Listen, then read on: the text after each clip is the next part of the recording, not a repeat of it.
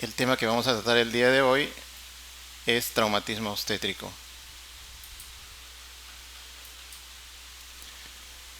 Los temas que vamos a tratar son lesiones a la piel, faciales, lesiones craneales, musculoesqueléticas, intraabdominales y lesiones de nervios periféricos.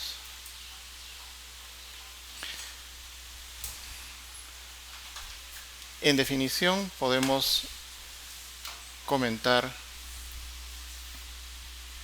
que el trauma obstétrico está definido como aquellas lesiones producidas en el feto a consecuencia de fuerzas mecánicas de comprensión y otra acción durante el trabajo de parto. Dichas lesiones no son siempre evitables y pueden ocurrir a pesar de un óptimo manejo de parto. Las lesiones se producirán por la coincidencia de dos factores: las fuerzas que actúan y el grado de fragilidad del feto. Cuando hablamos de las fuerzas que se producen por el parto, nos estamos refiriendo a las contracciones.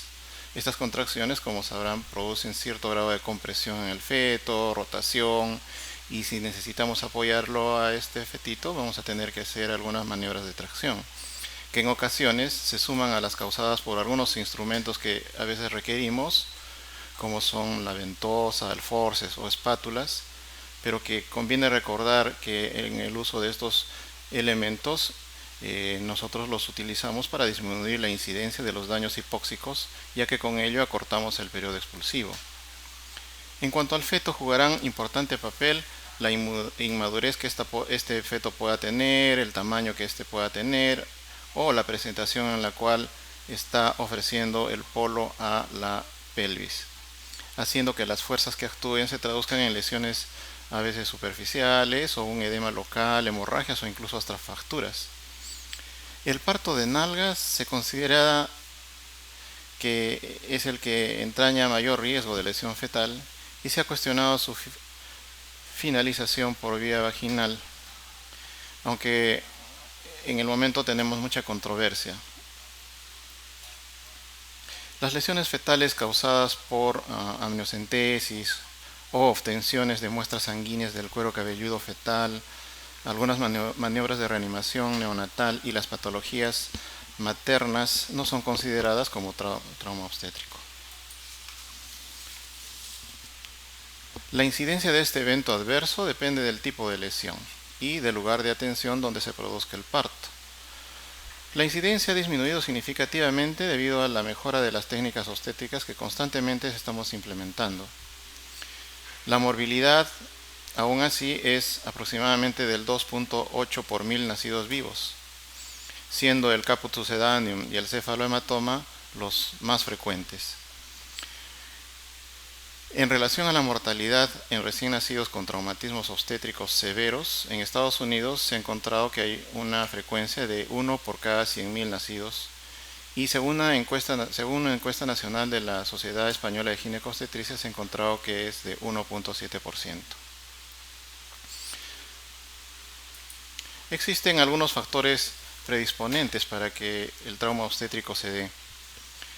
Debemos pensar que deben haber factores fetales, maternos o el propio parto. Cuando hablamos de los factores fetales, la macrosomía entraña un alto riesgo de traumatismo obstétrico.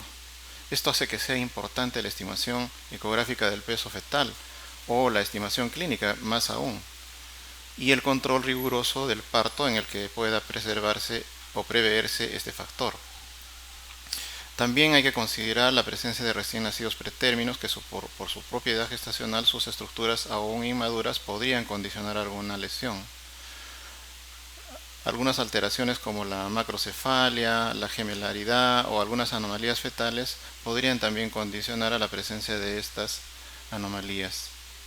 En relación a los factores maternos, debemos revisar el tema de la primigravidad, que es por definición un canal de parto aún no preparado para el trabajo de parto, para el expulsivo, y que puede condicionar algunas lesiones. Asimismo, la talla baja en un buen porcentaje de la población condiciona a que la pelvis también sea de reducción, estén reducidas sus medidas. Algunas anomalías pélvicas también pueden condicionar estos factores.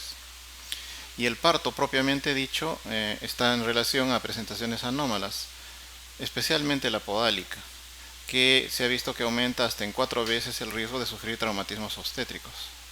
Maniobras obstétricas como la aversión, la gran extracción en el parto de nalgas o los partos instrumentados deben respetarse sus condiciones de aplicación y realizarse por manos expertas. Estaría indicado en situaciones de riesgos de pérdida de bienestar fetal.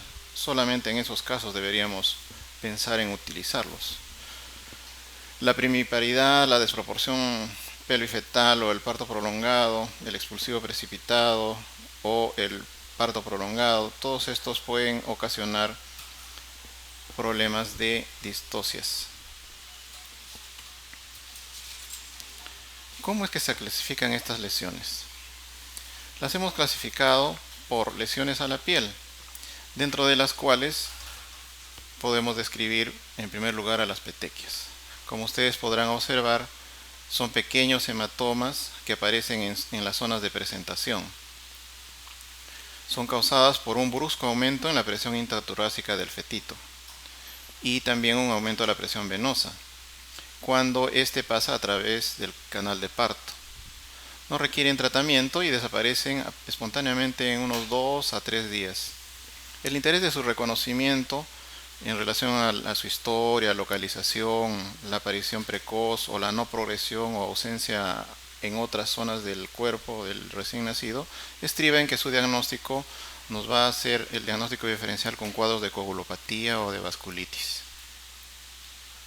Otras lesiones a la piel que hemos considerado revisar es la adiponecrosis subcutánea. Esta se caracteriza por una lesión indurada y circunscrita en la piel y en tejidos adyacentes. La distribución de las lesiones está en relación con el lugar del trauma, siendo debida a una isquemia por compresión prolongada sobre los relieves fetales, vale decir carrillos, los brazos, la espalda, las nalgas y los muslos, que son las zonas que expone el bebé. No suele verse al nacimiento, sino al cabo de 1 a 2 semanas. La zona afectada se presenta como una placa, como verán en la fotografía. Es un nódulo duro, son nódulos duros, adherente a planos superficiales y profundos. Algunos a veces son incoloros o pueden tener una cierta coloración oscura o rojiza. No es dolorosa a la palpación y en algunos casos, dependiendo del volumen, pueden hasta calcificarse en su evolución. Generalmente lo descubre la madre, que al verlos se preocupan mucho y es una causa de consulta. Se la puede tranquilizar, ya que estas lesiones se recuperan espontáneamente en el transcurso de unas semanas o meses, sin requerir tratamiento. Aparece con mayor frecuencia entre el 6º a 10º día de vida, aunque algunas pueden ser más tardías. No requiere tratamiento y, como les había dicho, la resolución es espontánea, a veces incluso en algunos meses. Ocasionalmente puede observarse al final una mínima atrofia residual en la zona donde han estado ubicadas estas adiponecrosis subcutáneas. Otro tipo de lesión comúnmente encontrada son las laceraciones. Y esto no es infrecuente observar, como unas heridas cortantes que son hechas por el bisturí, sobre todo en recién nacidos que nacen por cesárea. Y en este caso la ubicación más frecuente de estas laceraciones es el cuero cabelludo. Como podrán ver en la foto, existe un trazo de corte en la región occipital del cuero cabelludo que ya está suturado.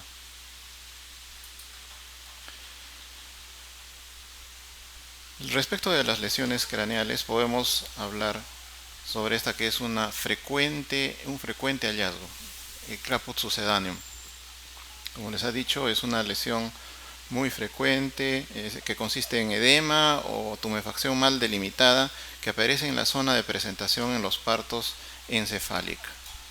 Se acompaña de edema, ¿no? Se acompaña de edema y suele extenderse cruzando las líneas de sutura, o sea, no respetan las áreas del cráneo. La piel puede presentar equimosis en algunos casos, ¿no? Algunos hematomas también de repente. Una forma especial en algunos fetos que presentan esta patología es aquella asociada a la aplicación de ventosa, que particularmente es más prominente y que sus bordes son más definidos inicialmente y que a veces tiene algunas erosiones o laceraciones, pero superficiales. Rara vez se complican, resolviéndose en pocos días sin tratamiento. El cefalohematoma es menos frecuente, aparece en el 0.5 a 2.5% de los recién nacidos vivos. Consiste en una tumoración blanda, visible a partir de los 2 o 3 días de nacido. Su origen es una extravasación de sangre subperióstica. O sea, aquí el contenido no es líquido, no es hemático, sino es sangre subperióstica, siendo más frecuente en el parietal derecho. Se manifiesta como una masa fluctuante, asintomática, generalmente es única, circunscrita, esta sí, a las suturas craneales y replicando la forma del hueso afectado. Se asocian algunas veces a fracturas craneales hasta en un 15 a 25% de los casos, por lo que hay que realizar una radiografía craneal siempre que aparece esta lesión. Estas desaparecen sin tratamiento, ya que se reabsorben espontáneamente alrededor de unas 12 semanas, por lo cual la actitud en estos casos debe ser expectante, tratando solo las complicaciones y realizando tal vez una punción evacuadora si es que detectamos alguna presencia de infección. Este es un cuadrito que nos va a ayudar a diferenciar entre caput succedaneum y el cefalohematoma. Como verán, el caput succedaneum se presenta inicialmente en el parto, ¿no? Se logra ver la lesión. En cambio, el cefalohematoma ocurre horas después del parto. Respetan las suturas del caput succedaneum, no respeta las suturas del caput succedaneum, pero sí el cefalohematoma, que es localizado. La resolución en el caput succedaneum es de algunos días y el otro, en cambio, demora hasta 3 meses. La piel subyacente en el caput es equimótica, ¿no? En cambio, en el cefalohematoma no logramos ver ninguna coloración.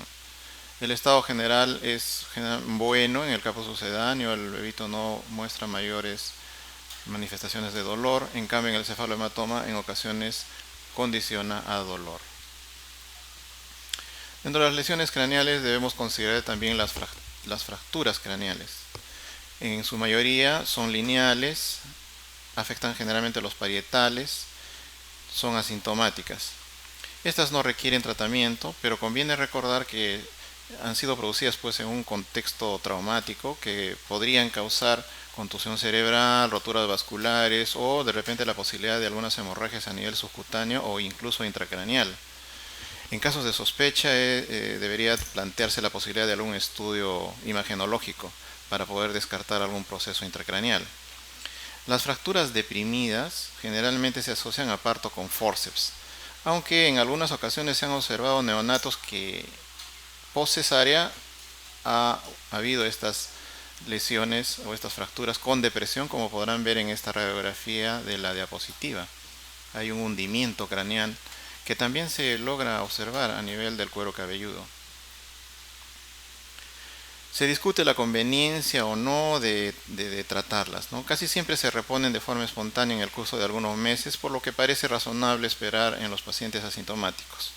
Claro, si el hundimiento es profundo, se suele recomendar una elevación, que podría ser manual o quirúrgica mediante maniobras determinadas. Las lesiones oculares están caracterizadas por generalmente a las hemorragias subconjuntivales, las cuales se pueden ver en partos normales también, aunque más frecuente es en los distóxicos. Estas no suelen requerir tratamiento. Como verán en la imagen superior, claramente se nota que hay una hemorragia subconjuntival. Los párpados están algo edematizados, ¿no? La evolución es buena, es espontánea, entre 24 a 48 horas y no dejan secuela. Otro hallazgo que se puede tener son las relacionadas con las hemorragias retinianas. Las hemorragias retinianas son más raras y se pueden ver incluso en partos normales. La vigilancia en este caso a través de un fondo de ojo más está en relación a que podría tardíamente producir alguna alteración en la agudeza visual. Pero al igual que las anteriores, se resuelven en forma espontánea y generalmente no dejan secuela. Pasemos a las lesiones musculoesqueléticas. Y en este caso vamos a empezar con el hematoma del esternocleidomastoideo. Aparece en partos traumáticos, especialmente en los partos en podálica y en aquellos en los que hay generalmente necesidad de tener el cuello hiperextendido o en casos en los que se utiliza forceps o espátulas. Al examen físico vamos a ver que se trata de una tumoración que generalmente está en el tercio medio del músculo, como verán en la flecha. Generalmente es indolora, es unilateral. En realidad se trata de un hematoma por estiramiento y incluso una ruptura de algunas fibras. La masa puede ser palpable al nacer o incluso a veces aparecen después de 1 a 4 semanas. Luego esta evolucionará a fibrosis y en algunas ocasiones puede haber acortamiento por retracción, que generalmente son tratadas con fisioterapia, aunque el 20% de los casos puede requerir cirugía para evitar la asimetría facial por esta contracción.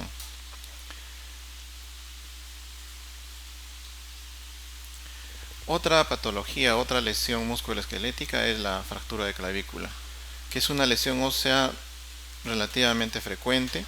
Se encuentra entre el 1.8 a 2% de los recién nacidos vivos. Esta patología se produce generalmente por la dificultad que tiene de paso el diámetro biacromial por el canal del parto. Estas fracturas de clavícula pueden ser de dos tipos: no desplazadas o conocidas como entallo verde, que es la más frecuente, es asintomática, su diagnóstico no se da al inicio, pasa desapercibido y después de algunos días, generalmente al séptimo día, uno nota la aparición de un callo en la fractura y es ahí donde hay cierta simetría. Como verán aquí en la fotografía hay un callo óseo formado y es donde recién uno se da cuenta que hubo una fractura en tallo verde. Y la otra forma son las desplazadas. No es muy frecuente, felizmente. Producen disminución en el movimiento del brazo afectado. Evidentemente, cuando uno estimula para que dé el reflejo de Moro, este reflejo es incompleto, se produce crepitación, se puede encontrar el signo de la tecla. Es de buen pronóstico y generalmente se resuelven en 2 meses, aunque en el 40% de los casos el diagnóstico se hará tras el alta del hospital. En ocasiones se percibe un chasquido cuando se produce la fractura, eso uno tiene que tener en cuenta al momento de atender el parto. El neonato puede presentar una pseudoparálisis del brazo correspondiente y, como les había dicho, el reflejo de Moro va a ser asimétrico. Cuando nosotros palpamos esa zona va a ser doloroso y permite apreciar la alteración. Hay una deformidad en esa zona. Esto generalmente es causa de alarma en los padres y eso lo tenemos que tomar muy en cuenta con la finalidad de dar las explicaciones del caso, tranquilizar a los padres, avisarles de que el niño no requiere un tratamiento especializado, darle algunas recomendaciones respecto al momento de cambiarle la ropita al niño para evitar el dolor, generalmente empezar a colocar la ropita por el brazo afectado. En ocasiones se recomienda cierta inmovilización fijando la manga del pijama o puede también requerirse el uso de algunos analgésicos para el dolor. Al final el resultado es la remodelación casi completa del tejido óseo y generalmente no deja secuelas ni deformidades.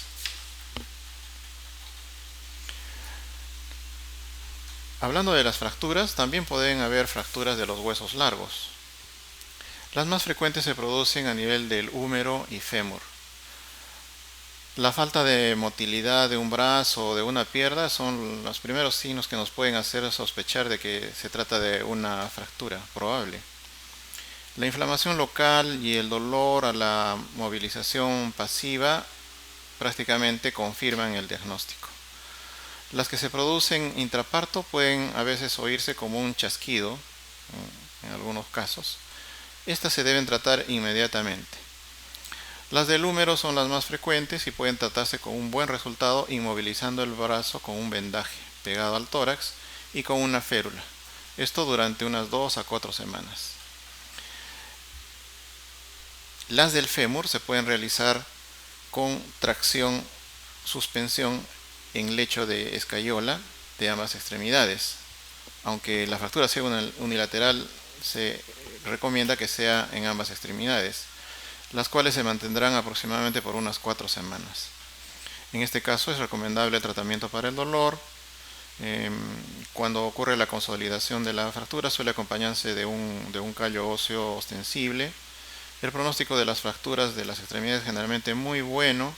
En el caso del húmero se fija el brazo con un vendaje durante 10 a 15 días y en el caso de fémur la aplicación es por 2 semanas.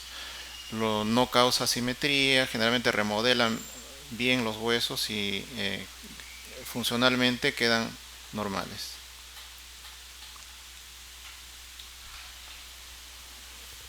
Respecto de las lesiones intraabdominales, debemos revisar los casos de ruptura de hígado. Como sabemos, el hígado es un órgano intraabdominal y en este caso es el más frecuente afectado. La rotura se produce con o sin compromiso capsular. Si la cápsula se rompe, la clínica suele ser más severa, pudiendo producirse anemia aguda. Puede producir incluso shock o muerte del paciente. El tratamiento requiere de laparotomía. En el caso de la rotura esplénica, que es otro órgano sólido intraabdominal, que es menos frecuente, la clínica es muy parecida a la ruptura de hígado y el tratamiento es similar.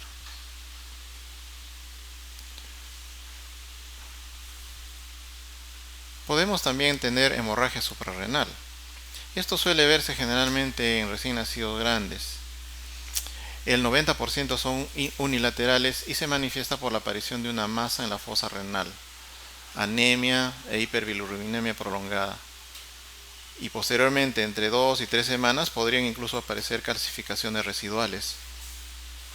Al inicio, generalmente, estas lesiones no se detectan.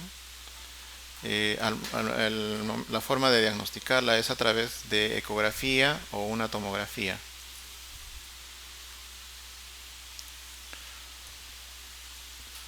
Pasamos al siguiente tema, que es las lesiones de los nervios periféricos. Y en este caso vamos a revisar lo referente a la parálisis del nervio facial. La parálisis del nervio facial periférica puede ser consecuencia de compresión intrauterina o intraparto del nervio facial. Suele asociarse a la aplicación de forceps, especialmente los forceps medios. En este caso hay un pinzamiento del nervio contra los relieves óseos, pero puede también no tener relación alguna con un traumatismo de parto. Típicamente es unilateral, como verán en la fotografía, afectando generalmente las 3 ramas nerviosas que inervan la frente, el ojo y la boca, aunque puede estar afectada cualquiera de ellas aisladamente. En la forma completa, la frente no tiene pliegues, el párpado no cierra, como verán aquí en la fotografía, y el llanto es asimétrico, con desviación de la boca hacia el lado sano, ¿no? Entonces ahí notan cómo la boca está desviada hacia el lado sano. El pronóstico es bueno si no hay rotura de las fibras, mejorando en 1 a 3 semanas. Aunque la curación completa puede tardar varios meses, es preciso el cuidado del ojo afectado, porque como verán queda abierto, sometido a la intemperie, que puede resecar la córnea. En los casos en que hay rotura del nervio, no cabe esperar mejoría, pudiendo requerirse una neuroplastía.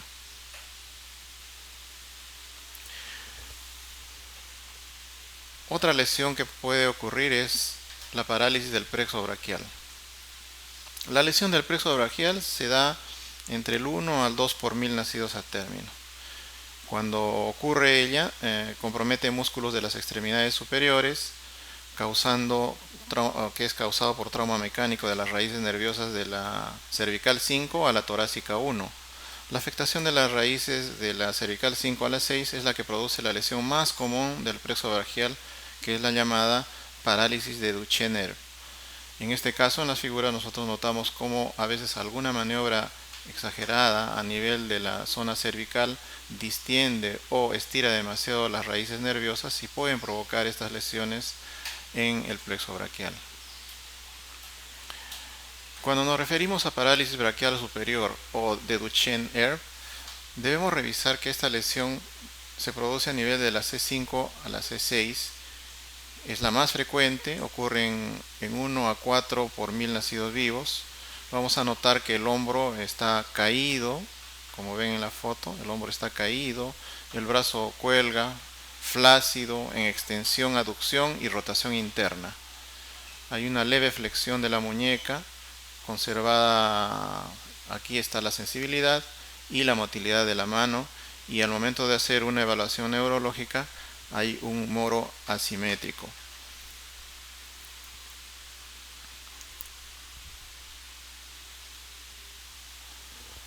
La parálisis braquial inferior o de Kumqueré es una lesión que afecta a las raíces de la cervical 7, la cervical 8 y la torácica 1. Es la más rara y supone menos del 1% de las parálisis de plexo braquial. En ella se afectan los músculos intrínsecos de la mano, perdiéndose el reflejo de prensión. Clínicamente encontramos la mano del recién nacido paralítica, en garra. La afectación simultánea de T1 puede alcanzar el nervio simpático cervical, añadiendo a ello la clínica de síndrome de Claude-Bernard-Horner, caracterizado por ptosis palpebral. También miosis en oftalmos. Durante la fase inicial, que comprende de los 7 a 10 días, debe limitarse la movilización pasiva para que se cure el edema del nervio. El pronóstico de estas parálisis depende de la gravedad de la lesión. Una mejoría franca en las primeras 2 semanas permite predecir una recuperación completa o casi completa. Esto sucede en el 75 a 90% de los casos.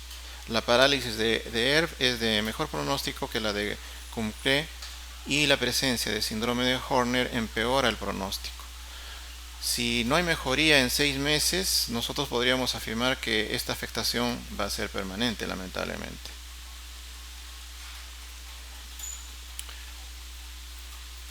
En relación a parálisis diafragmática, suele presentarse en la aplicación de forceps o parto en podálica. En este caso se da por lesión de las ramas C3, C4 y C5 y se produce por compromiso del nervio frénico. O sea, la lesión, digamos, es más alta y el nervio frénico, que justamente está a ese nivel, es afectado. Casi siempre es unilateral y se asocia a la lesión de plexo braquial hasta en un 75% de los casos. Aquí la parálisis del diafragma puede producir dificultad respiratoria de importancia variable. En la mayoría de los casos evoluciona hacia una curación espontánea y completa en 1 a 3 meses. Si es que ocurriese la lesión de los dos nervios, entonces vamos a tener una parálisis del diafragma y esto va a requerir ventilación asistida. Finalmente les presento un cuadro comparativo de las lesiones de los nervios periféricos según la altura de afectación cervical. Como verán aquí, en la de Duchenne, las raíces comprometidas son la C4, C5 y C6, y en la de Kumqueré, la C7, la C8 y la T1. La clínica varía de una a otra. Tenemos que en la de Duchenne el brazo está en aducción, rotación interna, teniendo una actitud como de propina de camarero, llamada propina de camarero. En el caso de la Kumqueré, la mano está caída, está la mano como en besamanos para poder recordar las lesiones. El reflejo de Moro no está presente o es asimétrico en la de Duchenne. En la de Kumqueré no se ve comprometida, se encuentra normalmente el reflejo de Moro. En relación a la aprensión palmar, vamos a notar la presencia de ella en el Duchenne. En el Kumqueré no va a haber presencia de la presión palmar por el compromiso nervioso. La de Duchenne puede estar asociada a la parálisis frénica si está comprometido a nivel de C4. En la de Kumke, si hay compromiso de la T1, entonces se tendrá que agregar el síndrome de Horner. Eso es todo lo que teníamos que revisar en relación a trauma obstétrico. Muchas gracias.